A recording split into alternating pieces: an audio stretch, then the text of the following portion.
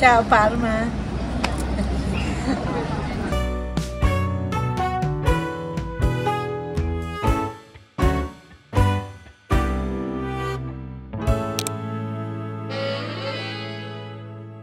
Ciao, dear subscribers! Maiba naman view tayo. So ngayon, palakad-lakad lang ako dito, papunta sa center ng Parma. Yun naman din ang masarap pag nasa Italy ako or nasa ibang bansa. Aaminin ko may feeling of freedom to walk around, just to be my normal self for a change. Though hindi naman talaga din ako conscious kahit nasa Pilipinas ako. Pero pag nasa Italy ako, mas madami akong time para mag-explore sa labas. Siyempre si Danilo ang nangunguna. Bayan niya yan eh. Walang namang manguna ako. Tingnan nyo, ito yung mga restaurants na bukas lang pag-lunch from 12 to around 3 o'clock. Bigla-bigla na lang, pag naglalakad kayo sa sentro, makikita nyo na lang mga after ilang metro, may simbahan, matatagal ng structures, buildings, pati yung mga establishments, sinasabi sa akin ni Danilo na, ay nako, bata pa ako, nandiyan na yan. Tsaka gustong-gusto ko sa Europe yung ground, cobblestones, mga bato-bato, maganda, matibay, ganyan. So this is the usual route, palakad ng historical center ng Parma. And each city or province in Italy, lahat sila may historical center. And in the center also, because it's the modern times already, dyan nyo na rin makikita yung mga shops, restaurants, ganyan, nag-merge na. So, pag sinabing magkita tayo sa center, there is this area na hindi na nakakapasok yung mga sasakyan.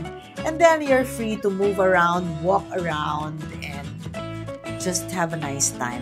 Like now. Imagine, this is just a Sunday afternoon walk. Tuloy-tuloy lang yung lakad, maganda yung weather, hindi ka natatakot na masagasaan ka. Ingat ka lang, di ba? Tapos, meron kaming papanooring opera. Alam nyo kasi si Danilo, talagang passionate siya sa mga opera. Lahat ng mga composers from Verdi, kasi si Verdi po ay taga Parma yan. Lahat yon in-expose niya sa akin. Buti na lang, mahilig ako sa classical music. Ang dami ko nang napanood na opera shows because of Danilo. And so this afternoon is very special. This is the Piazza Garibaldi, na almost all provinces or cities, they have their own Piazza Garibaldi statue. He is a very important political figure. He's a general. He's the one who really fought for the unification of northern and southern Italy. Ay, gelateria ang tawag nila. Hindi mo mapapansin ang haba na ng nilalakad mo. Kasi nga sa ganda ng nakikita mo. May mga ganyang pa-fountain. Ganda, di ba? Ayan na yung Teatro Regio. First time kong manood ng opera sa Opera House ng Parma mismo. For some reason, after almost 9 years, ngayon ko lang na-experience ang Opera House ng Parma. Ewan ko kung bakit. Hindi tayo sigurado kung magkakaroon tayo ng ticket. Abangan. Ay, dito? This is a standing. Uh-huh. Okay? So, if you are tired, if you don't like, you can go out and shop. They're very cheap. Okay. How much? 10 euro each. What is the show? It's an opera, very nice opera. It's called Brashenin By Jordan. Okay.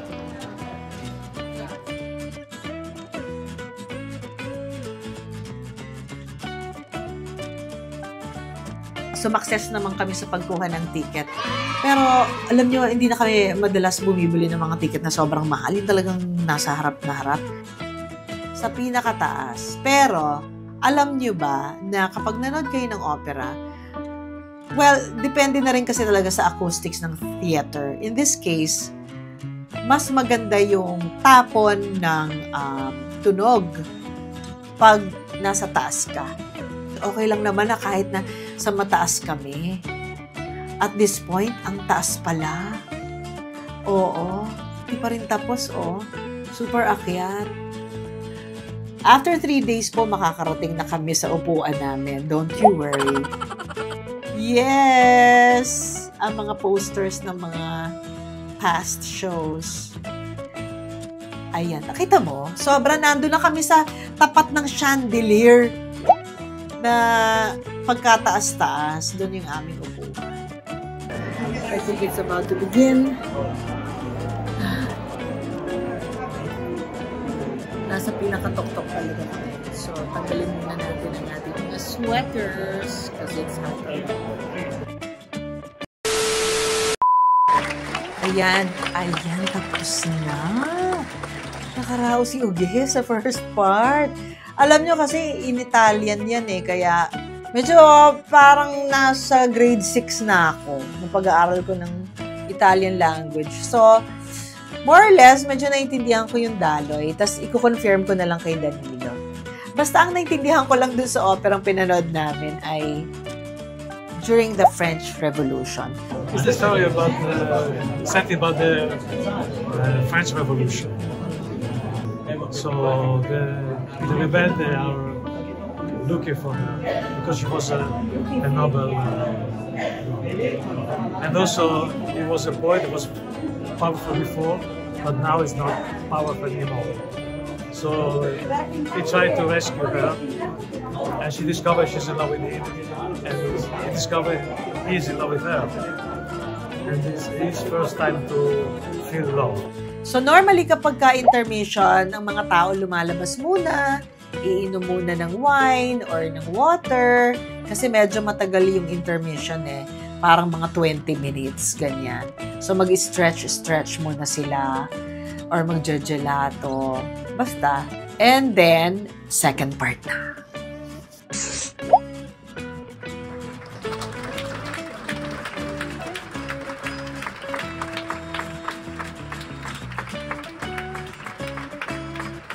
And they're very strict inside the theater.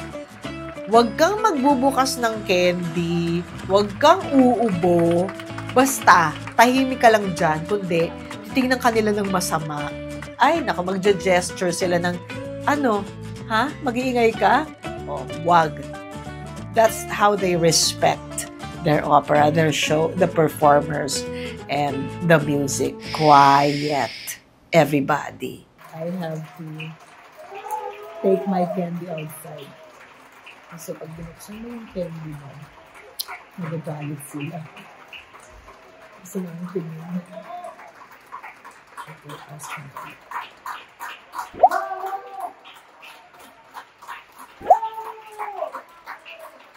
Pag nagustuhan nila yung song, sumisigaw sila ng bis, encore, parang ganon. It's from the Latin bis, meaning twice. Talagang napaka-passionate ng Italian audience sa opera. Tsaka matagal sila pumalakpak. Hindi sila matipid. I want to show you the Catedrale. Dito sa Parma, ay papasukin natin ang Catedrale Parma. Tapos may isa ditong parang bookshop na gustong-gusto ko. At saka yung pigeon na yan. Gusto ko yan. Yan, libreria in Parma. Ibig sabihin ng libreria ay bookstore.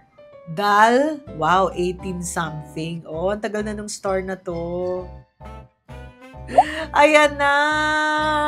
Ang ganda-ganda nito. Nung una ko itong nakita, sadyang nakaramdam ako ng this is the ancient times.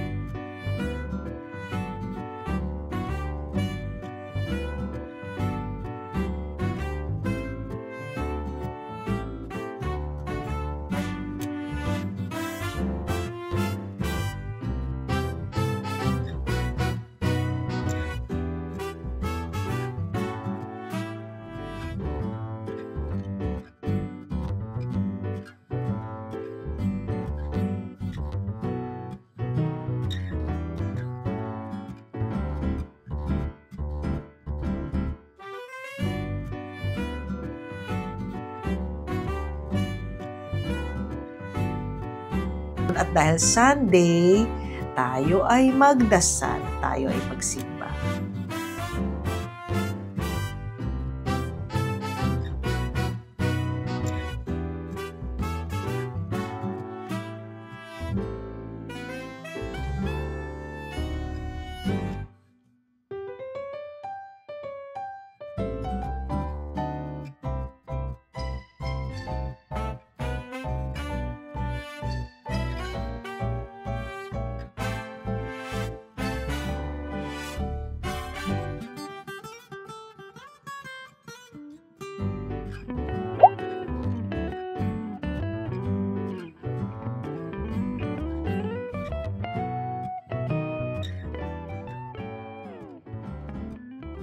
Ganyan lang, upo-upo lang, malawak na piazza sa harap ng katedrale.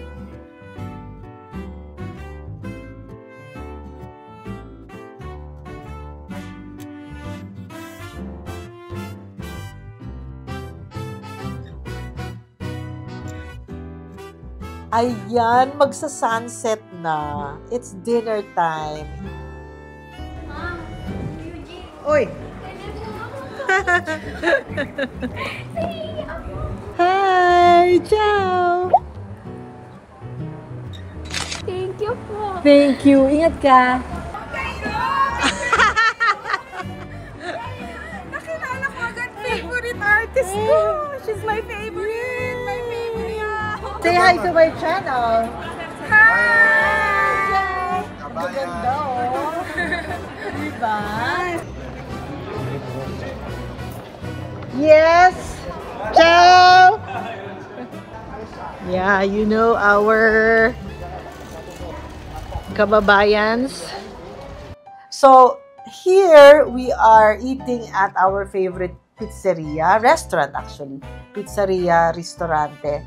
Near our place. It's called Tramonti. So, it's a family restaurant. It's a Sunday dinner time. Siyempre, napakadaming kumakain na pamilya. At napakalaki ng restaurant na to. And they have almost everything from salad to pasta to pizza to all kinds of traditional Italian dishes. They have it. Dinner time, super pizza na tayo, no? O eto, siyempre, paborito ko porcini again sa pizza. Ngayon na lang ako natuto talagang kumain ng pizza as my main dinner or main lunch. Di ba dito sa atin sa Pilipinas, parang snack lang natin to. Tsaka sa isang round pizza, hati-hati tayo doon, di ba? Doon hindi. Sa'yo lang yan. So eventually, natutunan ko na rin na, ito na talaga yung main. Kumbaga, this is your dinner, the pizza. Yeah? Grazie.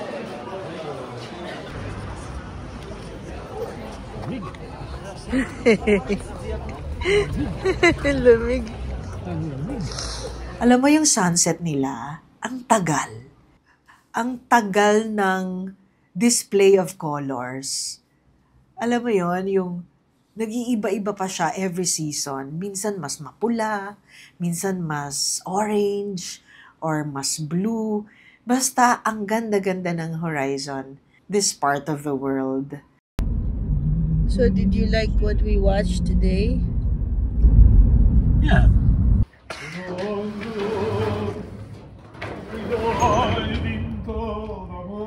Maybe. People are sleeping. I'm so sleepy, sabi. So, palagay nyo, nagustuhan niya yung opera. Hello, dear subscribers, mga kabanding! After a series of travel vlogs na napanood nyo, nitong nakaraang vacation namin ng spring sa Italy, in this episode, I ask my subscribers or my followers to ask me questions.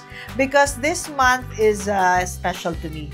It's already July, and it's my birth month. Siyempre, pag birth month mo, dyan ka nagre-reflect. At my age, hindi na ako masyadong nagkakaroon ng blues. At this point, magpasalamat na lang tayo, hindi ba, sa mga biyaya na natatanggap natin, sa mga opportunities, and In this episode, I have an opportunity to read some of your questions that I asked from my IG account, Eugene Domingo Official. As you all know, we just finished the very successful season 7 of Pilipinas Got Talent. It's very special.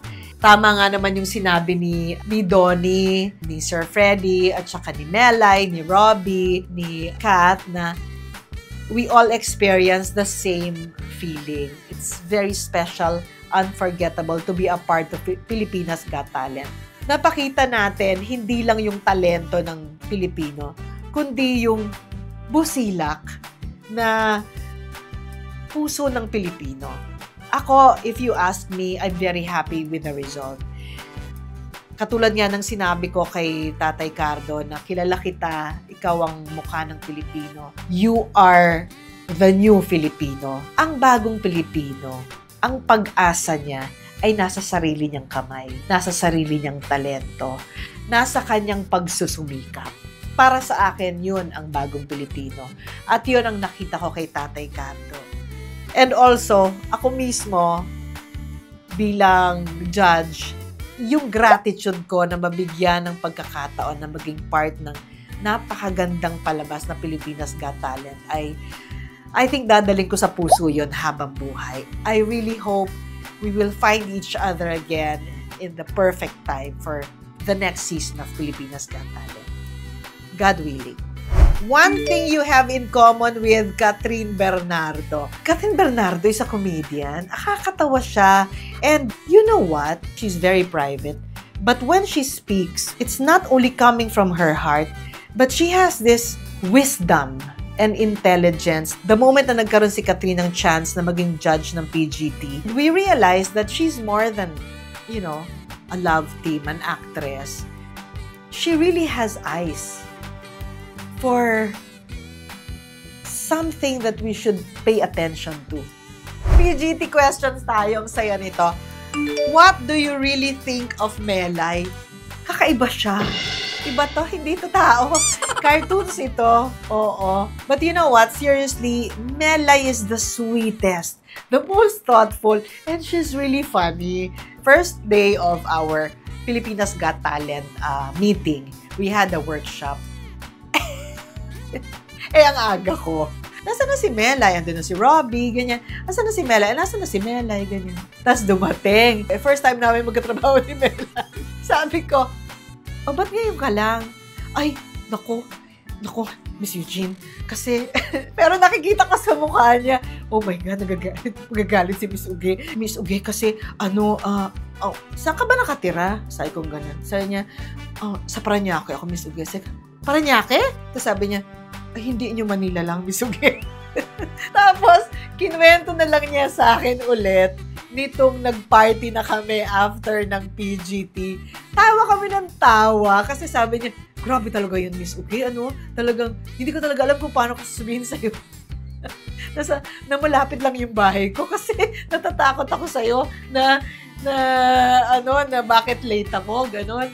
Talagang after nun, pagkatapos talaga na ang aga mo dumating, ako talaga pag dumating ako, nandiyan na ba si Miss Uge? Nandiyan na ba si Miss Uge? Melay is a person that it's impossible for you to get mad at her. She's really funny and you know that we really need her. I'm a fan. And I really wish na magkaroon kami ng pelikula, si Melay tsaka ako. 3 words to describe this current season in your life. Gratitude and wonderful surprise. Kasi naniniwala ako, dapat makontento ka naman. Which is, by the way, PS, that is the theme of our musical Into the Woods. Kailan ka ba makokontento bilang tao? Lagi kang may pinagdadasal, laging may binibigay sa'yo, laging binibigay. So at this point of my life, I teach myself to be satisfied. Yung to acknowledge what was granted to me and not to take that for granted, And the next would be wonderful surprises. And I'm actually ready for more wonderful surprises. PGT is actually a wonderful surprise. And also Into the Woods. Would you ever hold acting workshops? Pwede ba ako sumali? Okay. Unfortunately po, hindi ako teacher ng acting. Inimbento ko na lang yung 3 styles of acting galing sa septic tank para wala lang. Para lang mas madali. May acting for comedy, may acting na hysterical, may acting na independent, as is where is. But if you ask me, I'm also a student. So I will not dare teach acting. So, pasensya ka na, hindi kita matuturuan. Eto talaga, okay. Katulad niyo po, nag-aabang din ako. When po ang vlog niyo ni Songbird, sa madaling salita, hindi nagtutugma ang mga schedule namin. Pag libre ako, busy sila. Pag busy sila, libre ako. Baka sa anniversary, anniversary ng The Eugene Domingo Channel next year, God willing. Or pag naka-silver play button na tayo, makapagbigyan na tayo ng tadhana. Movie role you still want to do? Hindi ko rin masabi. We need script writers. We really need beautiful stories. When you reach a point na golden girl ka na, ano na yan talagang tita, nanay, lola. I'm not saying na napaka-limiting ng mga ganong roles, but what I'm trying to say is, it doesn't stop there. I don't know what roles I still want to play, but I am looking forward to beautiful stories. And meron naman akong ginawa this year. Hindi pala natin alam kung kailan ang release, but I did 3 movies this year. Contrabida Academy, which is showing very soon in Netflix. It's really funny, by Chris Martinez. I finished Sisa, another beautiful period film during the American occupation, top billed by the one and only beautiful, talented actress Hilda Coronel, directed by June Robles Lana. The movie of Angeline Quinto is another comedy with a social relevance, showing soon also. And also, I will take this opportunity to thank everybody who supported, and the breadwinner is sa Netflix. Gusto ko naman yung tanong na to, posible pa po bang magkaroon ng ticket sa Into the Woods? Una sa lahat, maraming salamat po. To be honest po sa inyo, hindi ko rin alam kung may ticket pa ako para sa asawa ko. Kasi talaga pong naubos na. Namamayagpag ang theater scene. Maraming salamat po. Nagbibigay po kayo ng maraming trabaho para sa aming mga artista at sa lahat ng bumubuo ng Philippine Theater. Thank you very much. Into the Woods, by the way, eto na po. Yes. Manual po tayo, pasensya na. Pag nag-silver play button na po, meron na po kaming remote control. As of now po, wala po kaming silver. Nagpapasalamat po ako. Talagang, paano ko ba i-describe? I'm really excited, every time, every Friday to upload and for you to watch, for you to enjoy. Kahit saan man kayo parte ng mundo, nandoon, nagtatrabaho, nagsusumikap, nagpapahinga, sana isama nyo ako sa moments ninyo every day. Mag-binge kayo, and I would like to share with you my life at work, in the house, my loves, para hopefully you laugh, you enjoy, and you feel something good when you watch the Eugene Domingo channel. So, yes, it's my birth month, and maghanda po kayo dahil marami kaming mga sorpresang hinanda for you to enjoy. Please don't forget, subscribe and like and comment and share the Eugene Domingo channel. Ta-da!